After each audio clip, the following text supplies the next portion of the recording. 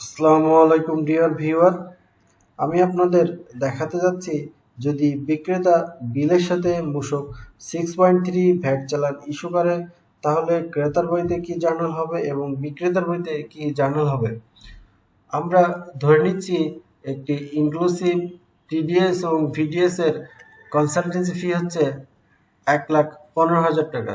এক্ষেত্রে যিনি পণ্য বা সেবা বিক্রি করবেন তার বইতে জার্নাল এন্ট্রিজ হবে অ্যাকাউন্ট রিসিভেবল 1,15,000 টাকা ডেবিট এবং ভ্যাট ডিডাকশনের সোর্স হবে 1,15,000 গুণ 15 ভাগ 115 ইকুয়াল টু 15,000 এবং সেলস হবে 1,15,000 থেকে 15,000 বাদ দিয়ে 1,00,000 টাকা এবং যিনি পণ্য বা সেবা ক্রয় করবেন তার বইতে জার্নাল এন্ট্রিজ হবে প্রফেশনাল বা কনসালটেন্সি ফি 1,15,000 টাকা এবং টিডিএস হবে 10,000 টাকা।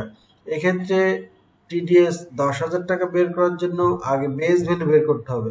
তো আমরা আগেই শিখেছিলাম যে বেস ভ্যালু বের করার জন্য আগে প্রথমে ভ্যাট বের করতে হবে। সুতরাং ভ্যাট বের করার জন্য 1,15,000 গুণ 15 ভাগ 115 ইকুয়াল টু 15,000। সুতরাং বেস ভ্যালু হবে 1,15,000 থেকে 15,000 বাদ দিলেই হবে 1,00,000 টাকা। এই 1,00,000 টাকার উপর ডাইরেক্ট 10% 10,000 টাকা। এক্ষেত্রে প্রফেশনাল ফিস পেবল হবে 1,15,000 মাইনাস 10,000 ইকুয়াল টু 1,05,000 টাকা।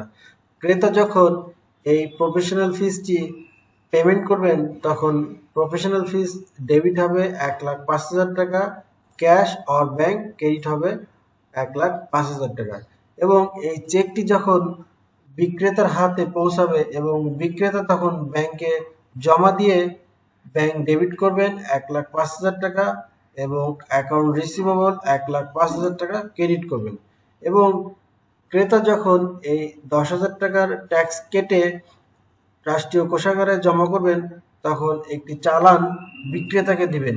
এই বিক্রেতা এই চালান দেখে তখন অ্যাডভান্স ইনকাম ট্যাক্স ডেবিট করবেন এবং অ্যাকাউন্ট রিসিভেবল ক্রেডিট করবেন। পক্ষান্তরে এই যে বিক্রেতা যে ভ্যাট চালানটি ইস্যু করেছিল এই ভ্যাট চালানের 15,000 টাকা রাষ্ট্রীয় কোষাগারে জমা করবেন।